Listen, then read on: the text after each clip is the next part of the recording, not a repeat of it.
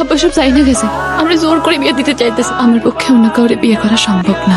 তাইলে এখন আরে আমি তোমার লাইগা পালাইতেছি, বিয়ে করবা আমারে? হ্যাঁ নাকি না?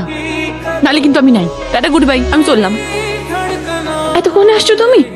মানে আপনি আরেকটু হলে টেনশন আর ভয়ে আমি মরে যাইতাম। কই গেছিলেন? একটা জরুরি কাজে, বসো।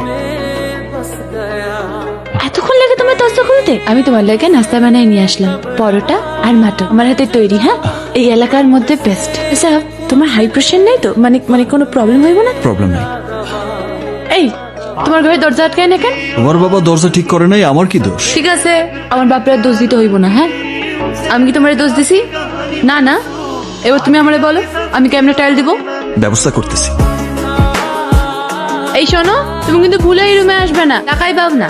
চাপ খাওয়ান শেষ করো। ওই লুচ্চা বাতাস, খালি পর্দা ওরে।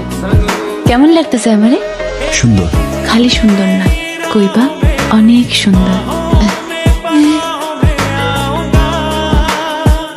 কত বড় সাহস, তুই আমার মুখের উপর তর্ক করিস? তমিজ মাইয়া, আমি তর্ক করতেছি না আব্বা, তুমি জিদ করতেছো।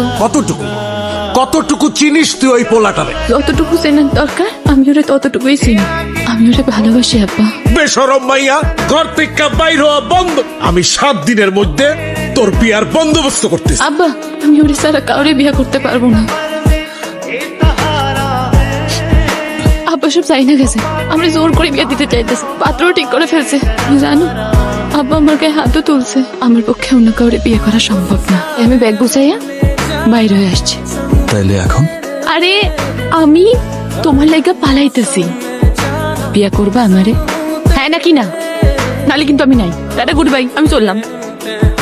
আমি কিন্তু চলে যাইতেছি। বলো না, বিয়ে করবা আমারে? ওঠো।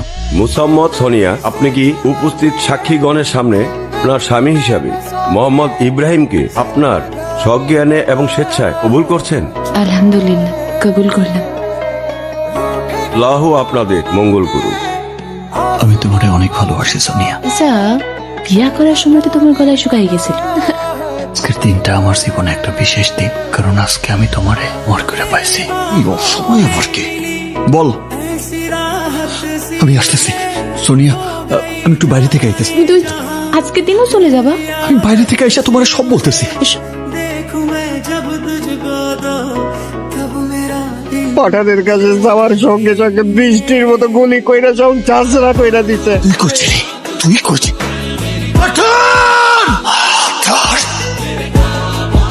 আমি যার সাথে ব্যবসা করতাম, যে আমার হাতে ধরে ব্যবসার সবকিছু শিখাইছে, আমার সন্তানের মতো স্নেহ করছে, তুমি আমার এখন একটা অন্য জায়গায় রেখে যাবা?